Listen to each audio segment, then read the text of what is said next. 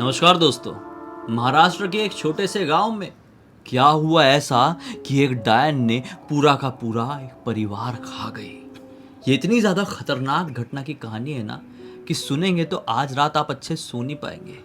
वही इमेजिनेशन में आपके घूमेगा कि क्या कुछ हुआ होगा उस परिवार के साथ जब इतना खतरनाक कुछ घट गया होगा। आइए उसी खतरनाक भूतिया घटना की कहानी जिया की जुबानी अब डिटेल में जानते हैं। ये जो घटना घटी थी ना, एक फैमिली के साथ घटी थी जो कि नासिक शहर में आराम से अपनी ज़िंदगी बिता रहे थे।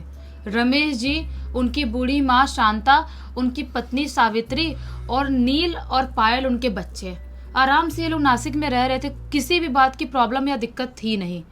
लेकिन जब इनके बेटे नील की उम्र यही 12 साल करीब होती है और बच्चे थोड़े थोड़े बड़े हो रहे होते हैं, इनको बहुत टेंशन रहती है कैसे कैसे काम चलेगा, कैसे बच्चे पढ़ाई करेंगे, क्या क्या होगी ज़िंदगी में।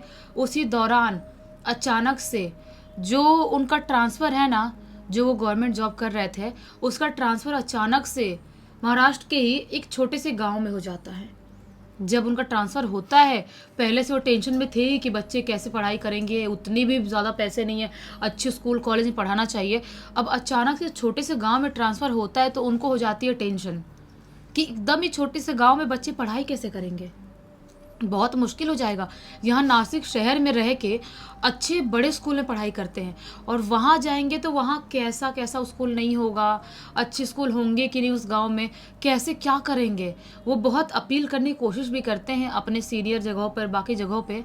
लेकिन अब एक बार ट्रांसफ़र हो गया तो हो गया, अब वो कर भी क्या सकते हैं। बहुत कोशिश करने के बाद भी उनका ट्रांसफ़र वहीं रहता है, शहर की तरफ, कोई भी शहर की तरफ नहीं जाता है।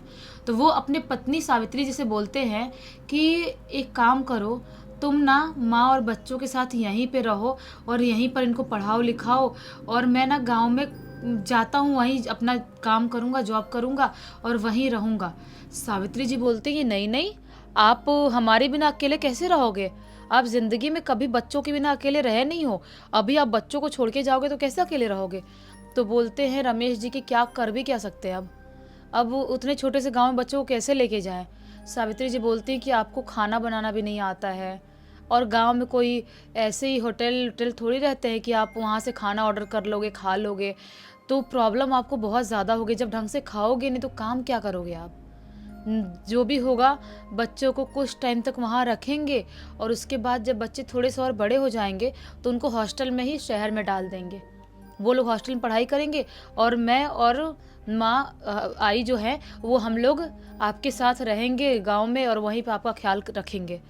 अब इतना जब शांता जी भी अपने बेटे रमेश को बोलती हैं, सावित्री जी भी बोलती हैं, वो सोचते हैं कि ठीक है, माँ और पत्नी सही तो बोल रहे हैं, मैं तो कभी अकेले रहा भी नहीं हूँ, मुझे खाना बनाना भी नहीं आता, कैसे मैनेज करूँगा।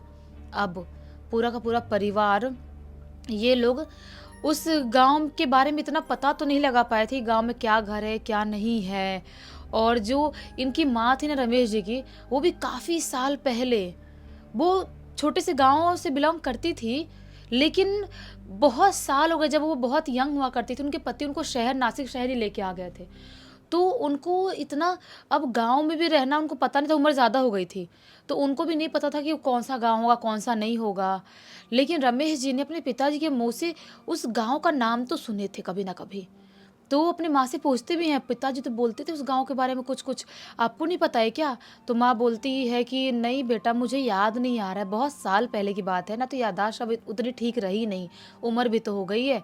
तो बोलते ठीक है कोई बात नहीं, सामान वामान पैक करे हैं और ये लोग उस छोटे से गांव में पहुंच जाते हैं।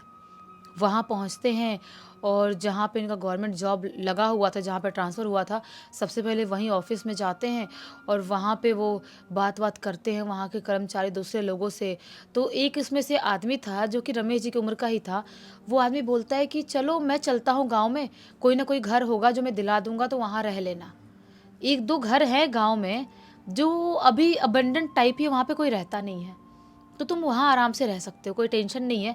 वैसे भी वो गवर्नमेंट के अंडर में चला गया है वो ज़मीन, वो घर, क्योंकि बहुत सालों से किसी ने क्लेम नहीं किया है। तो बोलते हैं अच्छा ऐसा है क्या कोई घर। तो आदमी बोलता है हाँ ऐसा है। एक घर के पास वो आदमी लेके आता है रमेश जी की फैमिली को।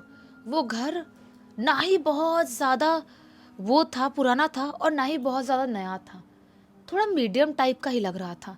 बाहर का जो उसका व्यू है वो काफ़ी अच्छा खासा था। अब अंदर ये लोग जाते हैं, अंदर भी ठीक ठाक ही दिखाई दे रहा है।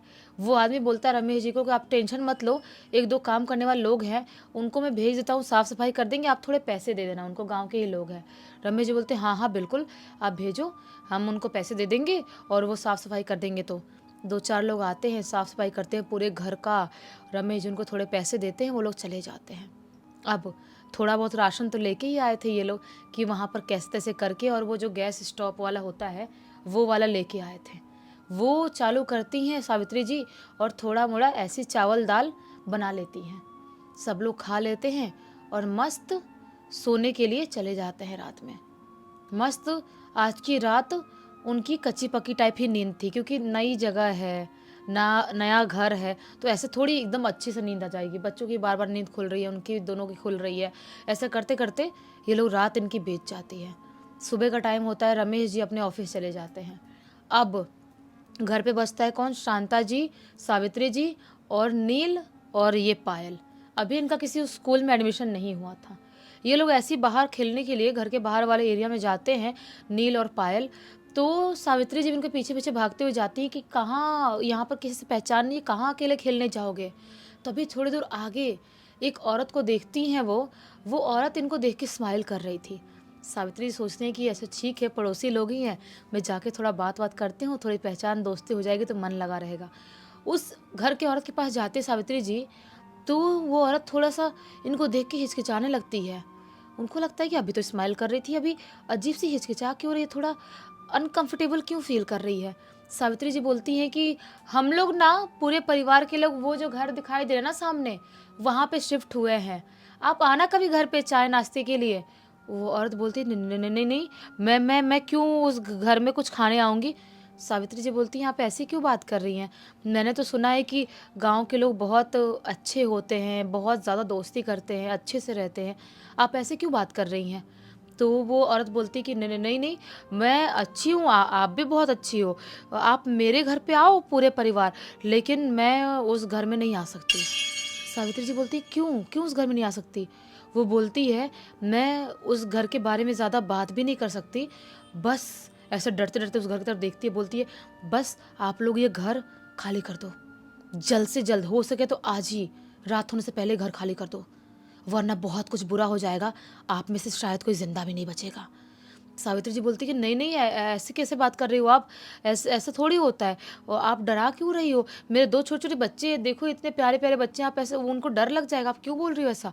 वो बोलती है मैं आपको वार्निंग दे रही हूँ, एक रात भी कोई उस घर में रह नहीं सकता, आप पता नहीं कैसे पिछली रात रह लिए थे, मुझे बिल्कुल नहीं पता, लेकिन आप आज दिन में ये घर खाली कर दो, वरना कल कोई भी जिंदा नहीं बचेगा, ऐसा धमकी देते वो औरत बोलती है। सावित्री जी घबरा जाती हैं, अपने सास के पास आती हैं, शांता जी के पास बोलती माँ देख रहे हो आप, वो औरत जो सामने घर वाली है वो कैसी कैसी बात कर रही थी, वो ऐसा ऐसा बोल रही थी। तो शांता जी बहुत बूढ़ी हो गई थी, ऊंचा सुनाई देता था, बोलती हैं कि हाँ कुछ नहीं होगा, कुछ नहीं होगा, टेंशन मत लो तुम लोग, ये ऐसे ही लोग बात करते, कुछ नहीं होगा। वो उनकी यादाश्त भी कमज़ोर थी, ऊंचा भी सुनती थी। अब सावित्री जी सब कुछ इग्नोर करती, सोचती है मेरे पति आएंगे रमेश जी, तभी उनसे मैं बात करूंगी और क्या करना है फिर सोचेंगे हम। वो औरत ने बिल्कुल डरा के रख दिया मुझे, बच्चों को बाहर नहीं जान देती, सावित्री जी अपने पास ही रखती हैं। शाम उम का टाइम होता है, इवनिंग टाइम में रमेश जी घर पर आते हैं। रमेश जी को A to Z सारी बात सावित्री जी बता देती है, लेकिन वो ज़ोर ज़ोर से हंसने लगते हैं, बोलते हैं कि मानता हूँ गांव के लोग बहुत अच्छे होते हैं, लेकिन कुछ लोग जेलस भी तो होते हैं ना, वो जल रहे होंगे कि हम नए लोग हैं, शहर से आए हैं, हमारा पहनावा ओढ़ावा भी शहर वालों जैसा है, और हम ऐसे इतने बड़े घर में रह रहे हैं, देखो उनका घर कितना छोटा है, इसलिए जलन हो रही होगी उनको। इतना क्यों सोचती हो तुम, अभी तक तुमको कुछ महसूस हुआ पूरे दिन में, और रात में भी तुम सोई थी ना इस घर में। सावित्री जी बोलती है हाँ आप बोल तो बिल्कुल सही रहे हो, हाँ ऐसा कुछ तो समझ में नहीं आया था। तो जो ये है, ये लोग ऐसा खाना वाना खाते हैं पूरा, रमेश जी सावित्री सब लोग, और मस्त रात में सोने के लिए चले जाते हैं। आधी रात का टाइम होता है, रात के लगभग 12 साढ़े 12 बजे का टाइम हो रहा होगा। जो नील है ना, उसकी अचानक से आँख खुलती है, उसका गला सूख रहा था, उसको प्यास सा लग रहा था। उसकी जब आँख खुलती है तो वो उसको आवाज़ आती है उसके कान में कि कोई तो किचन में है और कर कर कर चबा चबा के कुछ खाने की आवाज़ आ रही है। वो ऐसी आंख मलते हुए नींद में प्यासा मुंह लेके किचन की तरफ बढ़ जाता है। किचन की तरफ जाता है तो देखता है कि किचन की लाइट तो बंद है, लेकिन किचन में कोई है जो किचन के प्लेटफॉर्म में दूसरी तरफ मुंह करके खड़ा है। नील जो है वो बहुत तेज़ घबरा जाता है और बहुत तेज़ घबरा के वो बोलता है, मम्मी आप हो क्या? क्योंकि कोई औरत खड़ी थी। तो जो औरत खड़ी थी ना वो कुछ बोल नहीं रही है। नील बोलता है, मम्मी मुझे प्यास लगी है, आप हो क्या? जो उस तरफ मुंह करके जो भी औरत खड़ी थी ना, अचानक से नील की तरफ अपना मुंह करती है और जैसे ही अपना फेस नील की तरफ करती है, उसका पूरा का पूरा मुंह था ही नहीं, गायब सपाट। उसका जबड़ा यहाँ से टूट के यहाँ तक लटका हुआ था और इतनी ज़्यादा खौफनाक दिखाई दे रही थी। लाल लाल चमकती हुई आंखें एकदम राक्षस दरिंदे की तरह दिखाई दे रही थी। नील जोर से चीखता है, लेकिन किसी को आवाज़ उसकी नहीं जाती है। वो वहीं पर गिर के बेहोश हो जाता है, डरा हुआ सा। गिरने की आवाज़ आती है। अचानक से जो दादी है वो उठती है, पता नहीं कैसे। दादी को ऊंचा सुनाई देता था, लेकिन पता नहीं कैसे उठती है और उठते उठते बाहर देखती है, बच्चों के रूम में जाती है। बच्चे तो वहाँ पर सिर्फ पायल सो रही है, नील नहीं है।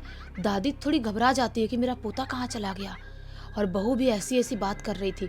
दादी उठते उठते बाहर वाले आंगन वाले एरिया में आती है और वहाँ से किचन वाले एरिया में जाती है।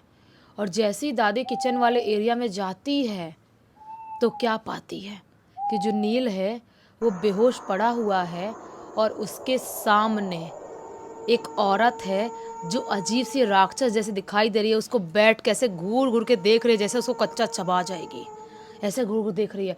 दादी इतने जोर से घबराती है कि दादी का दिमाग काम करना बंद करता है। दादी जोर से कांपने से लगती है और अजीब सी जो चुड़ैल थी ना, जो वो दरिंदगी वाली जो औरत थी, वो दादी के ऊपर अटैक करती है और ये पूरा का पूरा हाथ खा जाती है। अब दादी की चीख पता नहीं कैसे रमेश जी और सावित्री जी के कानों तक जाती है। उठते हुए भागते हुए आते हैं तो देखते हैं किचन में दादी इस अवस्था में, इस हालत में पड़ी हुई है। और दादी जो है वो तड़पती हुई बोलती है, इस घर में डायन रहती है, तुम सबको खा जाएगी, पूरा परिवार ख़त्म करके रख देगी, पूरे परिवार को खा जाएगी। जल्द से जल्द ये घर छोड़ दो, अभी के अभी मुझे छोड़ो, मुझे भाड़ में जाओ, मुझे छोड़ो, तुम इस घर से बाहर निकलो। वो बहुत घबराया था। रमेश जी अपनी माँ को उठाते हैं और बच्चों को लेकर लोग घर से बाहर निकल जाते हैं और पूरी रात घर के बाहर वैसे के वैसे खड़े रहते हैं। सुबह का टाइम होता है, लेकिन सुबह का टाइम होते होते जो दादी की थोड़ी थोड़ी सांस चल रही थी वो सांस थम जाती है। दादी मृत्यु को प्राप्त हो जाती है। अब बहुत तेज घबराए हुए थे ही ये लोग, ये समझ नहीं पाते हैं क्या हुआ। जो पड़ोसी औरत जो उनसे बात करी सावित्री जी से, वो भागते हुए इनके पास आती है। घर के बाहर वाले हिस्से में 2-4 लोग औरतें आदमी और आ जाते हैं, 8-10 लोग होते हैं और ऐसी हालत देखते हैं दादी की तो बोलते हैं कि जिसका डर था वही हुआ। वो डायन आपकी माँ को खा गई, वो आप सबको खा जाएगी। आप जल्द से जल्द ये घर खाली कर दो, यहाँ से चले जाओ। रमेश जी बोलते, कौन है वो डायन, क्या है उसका राज? मेरी माँ खत्म हो गई, आप लोग ऐसे ऐसी बात कर रहे हो। तभी जो औरत है ना, जो उस दिन सावित्री से बात कर रही थी, वो बोलती है कि आज से काफ़ी साल पहले की बात है। इस गांव में बहुत लोग रहा करते थे पुराने ज़माने के, शायद आपके माँ के ज़माने की बात होगी। उस ज़माने में धीरे धीरे करके इस घर में जो औरत रहती थी ना, उसके परिवार वाले लोग अपने आप ख़त्म होने लगे। गांव के लोगों को डाउट हुआ कि जो ये औरत है ना, ये डायन है, यही अपने परिवार को एक एक करके खा रही है। उसने डायन विद्या सीख ली है और वो उन्हीं पे प्रैक्टिस कर रही है, कुछ तो कर रही है। पूरे गांव वालों को डाउट हुआ, क्या सच था क्या झूठ था। कोई भी इंसान डीप में डिटेल में जाने की कोशिश नहीं किया और उस डायन को पकड़ के उसके घर के अंदर ही फायर कर दिया। उस डायन के, जो भी गांव वालों की नज़र में डायन थी, वो चीखती रही, चिल्लाती रही, बोलती रही कि मैं डायन नहीं हूँ, मैंने कुछ नहीं किया, मैं बहुत भूखी हूँ, कई दिनों से मुझे खाना नहीं मिला, मुझे कुछ खाना नहीं मिला, मेरे पास खाना तक नहीं है, मैं डायन नहीं हूँ। चिल्लाती रही, लेकिन कोई भी उसे बचाने के लिए घर के अंदर नहीं गया। आखिरी सांस लेते टाइम चिल्लाते हुए बोलती है, तुम लोगों ने मुझे भूखा मारा है, अब जो कोई भी मेरे इस घर के करीब आएगा, जो कोई भी यहाँ पर आएगा, उसके पूरे परिवार को खा जाऊंगी, सबको खत्म करके रख दूंगी। अब मेरी प्यास, मेरी भूख एक इंसान के शरीर से ही खत्म होगी। ऐसा बोलती है और ख़त्म हो जाती है। जब ये लोग सुनते हैं बहुत तेज़ घबरा जाते हैं। अब ये लोग कर भी क्या सकते हैं, हॉस्पिटल लेके जाते हैं। थी शांता जी जो थी उनको, लेकिन वो तो थी ही नहीं जिंदा, कहाँ से बचेंगी। अब ये लोग इतने घबरा गए हैं कि 2-4 दिन दूसरे किसी पड़ोसी के घर में रहते हैं और उसके बाद अपने ऊपर टीम वालों से बात करते हैं कि ऐसा ऐसा कुछ हो गया है। तो जो आदमी ने इनको शिफ्ट कराया था वो बोलता है कि मैंने तो आप लोगों को नए घर में शिफ्ट कराया था, उतने साल पुराना घर नहीं होगा वो। तो रमेश जी बोलते हो सकता है, वो घर तो नहीं होगा लेकिन ज़मीन तो वही है ना, वो ख़त्म तो उसी ज़मीन पे हुई थी ना। और कोई भी शक्तियाँ अगर एक ज़मीन पर, एक घर पे, एक पेड़ पे या किसी भी चीज़ पे रहे तो उसका वास वहाँ पे रहता है और वो पूरी ज़िंदगी वहीं भटकती रहती है। रमेश जी ऐसा बोलते हैं। 2-4 दिन दूसरों के घर पे रहते हैं। उसके बाद एक ऐसे ही गांव के जो मुखिया थे वो बोलते हैं कि हमारा एक है छोटा सा घर टाइप ही है, थोड़ा छोटा ही है, आप लोग वहाँ रह सकते हो। लेकिन कुछ टाइम तक ये लोग, कुछ महीने तक वहाँ पे रहते हैं और बहुत रिक्वेस्ट करके रमेश जी अपना ट्रांसफ़र दूसरे शहर करवा लेते हैं, क्योंकि उनकी माँ की यादें थी उस गाँव में। उनकी माँ आखिरी सांस ली थी उस गाँव में। उस गाँव में उनका रहना बहुत मुश्किल हो गया था। उसके बाद ये लोग कहीं दूर चले जाते हैं। उसके बाद कभी भी उस गांव में पलट के भी नहीं देखे। बताओ, इतना कुछ हो गया सिर्फ एक डायन के चक्कर में। वैसे इस पूरी घटना की जानकारी किसके थ्रू मिली? इस पूरी की पूरी घटना की जानकारी खुद ब खुद पायल ने लिख के भेजा है।